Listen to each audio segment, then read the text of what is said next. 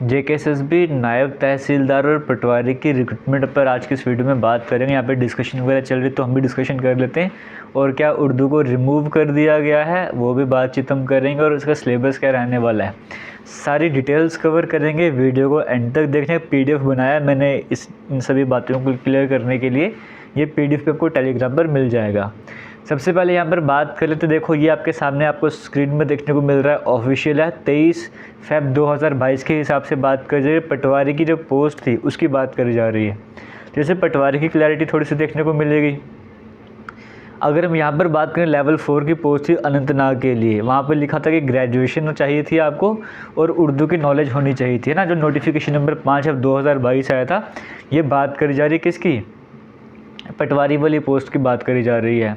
और यहाँ पे सीबीटी भी, इसका सीबीटी मोड पर आपका एग्ज़ाम हुआ था। और वहाँ पर उसके बाद ये भी कहा गया था जो उर्दू पोर्शन जो है सिलेबस का, वो सिर्फ क्वालिफाइंग नेचर का है, सिर्फ आपको पास करना है। जो आप नंबर उर्दू में लोगे वो फाइनल जो मेरिट लिस्ट तैयार होगा उसमें इसका रोल नहीं रहने वाला है, सिर्फ आपको पास करना है, ये कंडीशन वहाँ पर रखी गई थी। और फिर सीबीटी 7 फ़रवरी 2023 को, तो इस तरह की डिटेल्स वहाँ पे दी जा रही है, यानी कि लेटेस्ट अपडेट है पटवारी को लेकर कि हाँ वहाँ पे उर्दू पोर्शन तो था लेकिन वो क्वालिफाइंग नेचर का था, आपको सिर्फ पास करना था। अब हम आते हैं यहाँ पे नायब तहसीलदार की कोई बात नहीं है, क्योंकि पोस्ट ही पटवारी और सेटलमेंट वाली पोस्ट आपको देखने को मिल रही है लेवल 4 के हिसाब से। तो पटवारी में ये क्लैरिटी यहाँ से मिल रही है। अभी तो जो पैटर्न था, क्योंकि 2023 में ही सीबीटी आपका एग्ज़ाम हुआ था, 7 फ़रवरी 2023 को एग्ज़ाम हुआ था। और उसके बाद ये रिज़ल्ट वगैरह आपको सामने स्क्रीन में देखने को मिल रहे हैं कि आपको रिज़ल्ट वगैरह आ रहे हैं। 6 जुलाई 2023 की बात करी जा रही है, तो लेटेस्ट पैटर्न है, लेटेस्ट पटवारी की बात करें। इसके हिसाब से उर्दू का एग्ज़ाम क्वालिफाई करना ज़रूरी बन जाता है, पास करना ज़रूरी बन जाता है। नंबर लोगे वो फ़र्क नहीं पड़ने वाला। लेकिन दूसरी तरफ अगर हम बात करेंगे, ये अपडेट आ रहा है नवंबर 28, एक्सेलशियर न्यूज़पेपर का आर्टिकल है, नवंबर 28, ये 2022 की बात करी जा रही है। यहाँ पे लिखा गया था, ये जो पोस्ट आई थी ना, ये वाली 2022 की जो पोस्ट आई थी, ये वाली, जब ये खाली एक्सेलशियर नहीं सभी न्यूज़पेपर पर और इवन के अंदर की वीडियोस भी सर्कुलेट हो रही थी, उसके बाद ही सिस्टम स्टार्ट हुआ था कि नायब तहसीलदार की 2 पोस्टें, नायब तहसीलदार की 250 पोस्टें, पटवारी की 400 पोस्टें, पटवारी की 251 पोस्टें, इस तरह के डिफरेंट नंबर आपको देखने को मिल रहे थे। वो इस टाइम ड्यूरेशन के बाद ही 2022 का जो नवंबर का मंथ था उसके बाद ही सब कुछ होना स्टार्ट हुआ था। कहा जा रहा था कि हाँ वैकेंसी आ रही है, वैकेंसी आ रही है। लेकिन 2022 तो ख़त्म हो ही रहा था, 2023 भी ख़त्म हो गए, वैकेंसी नहीं आई। तो ये उस टाइम की बात चल रही है। हुआ क्या था, वहाँ पर कहा गया था कि जो उर्दू है वो जब नायब तहसीलदार का रिटर्न एग्जामिनेशन होगा वहाँ पर उर्दू मैंडेटरी नहीं होगी, ये कहा गया था। क्योंकि कहा गया जो पोस्ट जो कि शॉर्टली एडवर्टाइज़ करी जाएंगी उसके बारे में बात करी जा रही थी। एक डिसीजन लिया गया था, क्योंकि जम्मू डिवीज़न के जो मैक्सिमम स्टूडेंट्स होते हैं वो उर्दू नहीं पढ़ते, तो वो एग्ज़ाम में नहीं अटेंड कर पाते, क्योंकि उर्दू है इनको नॉलेज है ही नहीं है। तो इस तरह के प्रोटेस्ट वगैरह भी हुए थे कुछ लेवल पर। तो उसके बाद यहाँ पर सामने बातें निकल कर आई थी। और फिर उन्होंने जब सोर्सेज ने कंफर्म करने की कोशिश करी ऑफिशियल से, तो उन्होंने कंफर्म कर दिया कि उर्दू जो है वो मैंडेटरी नहीं होगी नायब तहसीलदार के एग्जामिनेशन में जब भी वो होंगे। और सर्विस सिलेक्शन बोर्ड की बात करेंगे, उस टाइम के हिसाब से उन्हें वैकेंसीज़ का डाटा नहीं मिला था जो डिपार्टमेंट वगैरह की तरफ से, लेकिन वैकेंसीज़ जो हैं वो आइडेंटिफाई कर दी जाए जल्दी शॉर्टली। और आपको शॉर्टली का मतलब पता ही है, शॉर्टली का मतलब 4-5 महीने नहीं 2-3 साल लग जाते हैं शॉर्टली को। इस तरह से हम लेके चलते थे, अब क्या पता पैटर्न चेंज हो जाए। फिलहाल मैं आपको ये बताना चाहता हूँ कि नायब तहसीलदार के लिए कहा गया था क्लियर कट की उर्दू जो है वो कंपलसरी नहीं रखी जाएगी। अगर है तो ठीक है, नहीं है तो भी कोई प्रॉब्लम नहीं रहने वाली। सिंपल आपने ग्रेजुएशन वगैरह करिए, बैचलर्स डिग्री अगर आपके पास है, उर्दू नहीं है तो भी आप वहाँ पर अप्लाई कर सकते हो। तो ये पोस्ट, ये पोजीशन आपको यहाँ पर देखने को मिल रही है। तो जब भी वैकेंसी वगैरह आएगी तो वहाँ पर क्लियर कट आपको देखने को भी मिलेगा। और अभी भी जब ऑफिशियल से कंफर्म करेगा तो उनका भी यही कहना था कि उर्दू जो है उसको रिमूव कर दिया। हालांकि ये मतलब ऑफिशियल नहीं आया था किसी भी साइट पर कि उर्दू रिमूव कर दी, बट हाँ सोर्सेज को ऐसा कहना था, ऑफिशियल सोर्सेज ये कंफर्म कर रहे थे।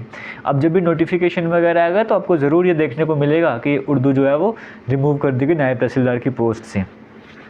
फिलहाल ये सब कुछ आपको स्क्रीन में देखने को भी मिल रहा है। तो यहाँ से क्लैरिटी मिल गई कि नायब तहसीलदार की जब पोस्ट वगैरह होगी तो उसमें उर्दू वगैरह का कंपलसरी नहीं लिखा जाएगा, तो सभी वहाँ पर अप्लाई कर सकेंगे। ये बात की क्लैरिटी आपको यहाँ से मिल रही है। 2022 इसके बाद ही सब कुछ स्टार्ट होता है कि इतनी पोस्ट आने वाली, उतनी पोस्ट आने वाली हैं, तो ये क्लैरिटी आपको आ रही होगी। लेकिन जब हमने पटवारी का देखा तो यहाँ पे पटवारी का कहीं पर भी मेंशन नहीं है। और पटवारी की जो एक पोस्ट थी उसके एग्ज़ाम में उर्दू था, लेकिन वो क्या था, वो क्वालिफाइंग नेचर का था, सिर्फ आपको पास करना था, वो पटवारी वाली पोस्ट के लिए था। अब यहाँ पर ये कहा जा रहा है कि इसमें वैकेंसी 20 आने वाली हैं, 50 हैं, 450 हैं, 250 हैं, 221 हैं, 201 हैं, अलग अलग तरह की बात करी जा रही है। लेकिन आपके सामने क्लियर है कि 2022 से सिलसिला स्टार्ट होते कि पोस्ट आने वाली है।